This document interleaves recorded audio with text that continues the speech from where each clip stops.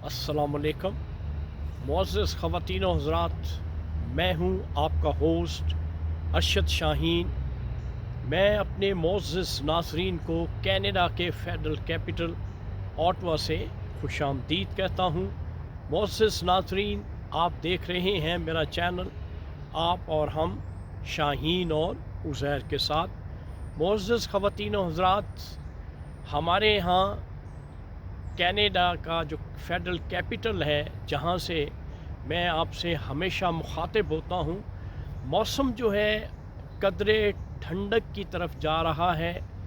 कल भी काफ़ी बारिश थी, आज भी रात को बारिश हुई है और मौसम अभी भी जो है वो ठंडा है और आने वाले वक्त में यूँ लगता है जैसे कि जो हमारे यहाँ जो एक सर्दी की लहर है वो उसकी आमद है।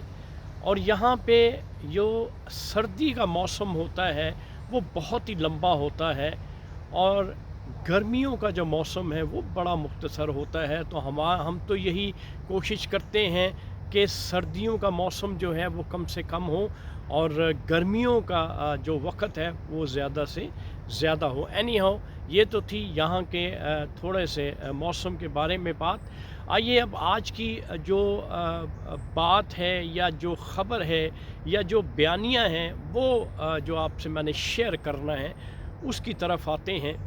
मुअज़्ज़ज़ ख़वातीन व हज़रात, ये बात तो वाज़ेह हो चुकी है कि मियाँ नवाज़ शरीफ साहब जो हैं वो अक्टूबर में तशरीफ़ ला रहे हैं। अब नाज़रीन, सवाल ये पैदा होता है कि नवाज़ शरीफ साहब जिन हालात में जो मुल्क की सूरत हाल है, क्या उस सूरत हाल में अगर नवाज़ शरीफ साहब इलेक्शन कैंपेन चलाते हैं और उसके बाद जो है इक़्तिदार में भी आ जाते हैं, क्या मौजूदा सूरत हाल में बेहतरी ले आएंगे? असल सवाल जो है वो ये है। बात ये नहीं है कि नवाज़ शरीफ साहब आ जाएं पाकिस्तान में, उनका पुरतपाक तरीके से इस्तकबाल किया जाए और उसके बाद जो है वो इलेक्शन कैंपेन शुरू कर दें। असल जो है वो है हमारी मईशत, मुल्क की जो मईशत की नैया है वो डूब चुकी है। असल में उस कश्ती को भंवर से निकाल कर किनारे पे लगाना है। असल ये मुश्किल है जो तमाम लीडर्स के सामने है। लेकिन नाजरीन, कोई भी लीडर इंक्लूडिंग नवाज़ शरीफ, हालांकि इतना एक्सपीरियंस वो ले चुके हैं, इसके बावजूद उनकी अगर स्पीचेस सुने, उनकी बातें सुने, तो मुझे बड़े अचंभे की बात लगती है कि अभी भी वो अपना कोई बयानिया जो नैरेटिव है वो घड़ने की कोशिश कर रहे हैं कि मैं इलेक्शन में जाऊं तो मेरे पास नैरेटिव जो है वो क्या हो। तो इस वक्त जो मुझे नज़र आ रहा है कि वो जो बयानियाँ घड़ चुके हैं कि जब वो इलेक्शन कैंपेन के लिए जाएंगे तो लोगों के सामने जो बयानियाँ रखेंगे वो मुझे यूँ लगता है वो है दो जनरल्स के ख़िलाफ़। एक जनरल बाजवा और दूसरे जो हैं वो जनरल फैज़ हमीद। इनको वो हदफ़े तनकीद बनाएंगे। मुझे यूँ लगता है कि वही गलतियाँ जो पिछले कई अदवार से वो करते आ रहे हैं उन्हीं गलतियों का इआदा करेंगे, मुझे यूँ लगता है। क्यों कि बजाय इसके कि वो ये कहें अपनी पाकिस्तानी आवाम को कि वो पाकिस्तान में आके मईशत को संभाला देंगे और ऐसे काम करेंगे जिससे पाकिस्तान की मईशत जो है वो संभल जाए और पाकिस्तान की जो आवाम है उनमें बेहतरी लाई जाए, ये बात नहीं की जा रही।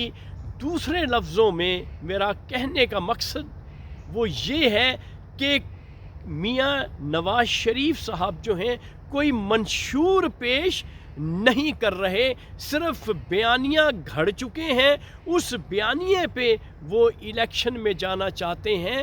تو میں جو دیکھتا ہوں موجودہ صورتحال میں، مجھے یوں نظر آتا ہے کہ جس طرح سے مسلم لیگ نون کے جو بھی کارکن ہیں، لیڈر ہیں، جب یہ پبلک میں جاتے ہیں تو جو ان کی چھترول ہوتی ہے، جو ان کی درگت بنتی ہے، مجھے یوں لگتا ہے کہ جب یہ پاکستان میں الیکشن کیمپین کے لیے حلقوں میں جائیں گے تو ان کے لیے انتہائی مشکل ہوگی۔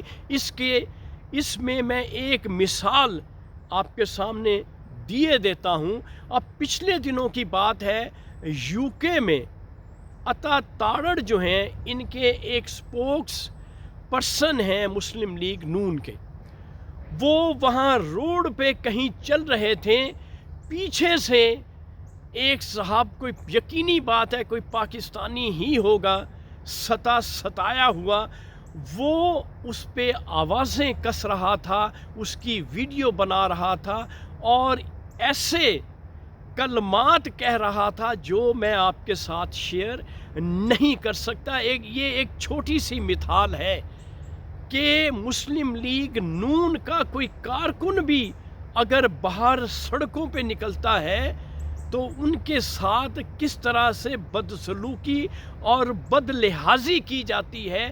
تو ناظرین، آپ کیسے کہہ سکتے ہیں کہ جب مسلم لیگ نون کے لیڈر میاں نواز شریف پاکستان میں تشریف لائیں گے اور وہ جلسوں سے خطاب کریں گے بغیر منشور کے، تو کیا قوم ان کو ویلکم کرے گی؟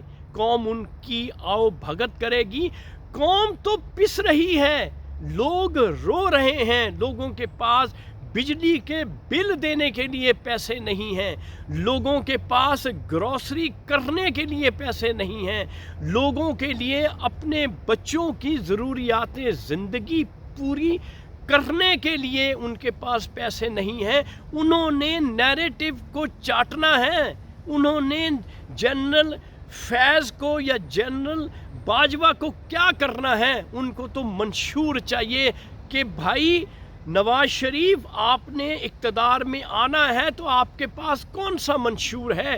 آپ عوام الناس کے لیے کیا کریں گے؟ اصل یہ باتیں ہیں جس کی طرف میاں نواز شریف صاحب جو ہے وہ دھیان نہیں دے رہے۔ اس وقت جو ہے جس طرح سے اسٹیبلشمنٹ جو ہے میاں نواز شریف کے ساتھ ہے، تو ان کو چاہیے کہ یہ پرانی غلطیاں مت دہرائیں اور نئی راہ جو ہے اپنے لیے استوار کریں اور پبلک کے ہو جائیں، عوام کے ہو جائیں اور عوام کے لیے ایک ایسا منشور دیں اور عوام کو قائل کریں کہ جب وہ اقتدار میں آئیں گے تو منو ان وہ اس منشور پہ عمل درآمد کریں گے، تو پھر ہو سکتا ہے کہ عوام اس کی بات سن لیں۔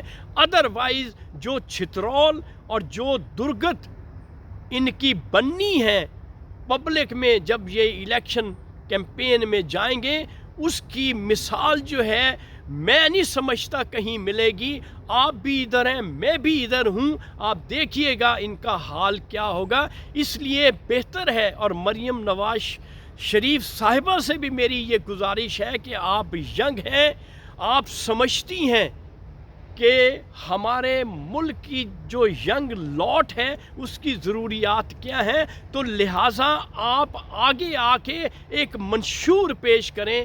یہی آپ کی جو پارٹی ہے اور آپ کا، کیونکہ ملک آپ کا ہے، پارٹی آپ کی ہے، یہ لوگ آپ کے ہیں، تو پھر اگر آپ اچھا منشور عوام کے سامنے رکھیں گے، بجائے ایک نیریٹو بلڈ کر کے عوام کے سامنے پیش کرنے کے کہ میں احتساب کروں گا ان دو جنرلز کا، تو عوام جو ہے آپ سے انسپائر نہیں ہوگی۔ اس لیے مریم صاحبہ، یہ ضروری ہے کہ آپ منشور لے کے عوام کے سامنے جائیں تاکہ عوام کو تسلی ہو کہ اگر نواز شریف صاحب دوبارہ اقتدار میں آتے ہیں تو وہ صرف اور صرف پاکستانی عوام کے لیے کچھ کریں گے اور کسی کے لیے کچھ نہیں کریں گے۔ اب یہ اچھا موقع ہے کہ اسٹیبلشمنٹ جو ہے وہ ان کے ساتھ ہے۔ ہونا تو یہ چاہیے تھا کہ لیول پلے فیلڈ ہوتی، سب کو یکساں مواقع ملتے، لیکن میں یہ بھی مان لیتا ہوں کہ چلیں میاں نواز شریف صاحب اقتدار میں آ جاتے ہیں، لیکن منشور جو ہے وہ اپنا ضرور لے کے آئیں اور عوام کو جھوٹے وعدے یا جھوٹی تسلیاں مت دیں، صحیح اور سچل اور حقیقی بات کریں اور وہ وعدے وعید کریں جو کہ وہ پورے کر سکتے ہیں۔ تو ناظرین، یہ تھی آج کی ویڈیو۔ اس وقت آپ اپنے ہوسٹ ارشد شاہین کو کینیڈا کے فیڈرل کیپٹل آٹوا سے اجازت دیجیے۔ Thank you very much. اللہ حافظ۔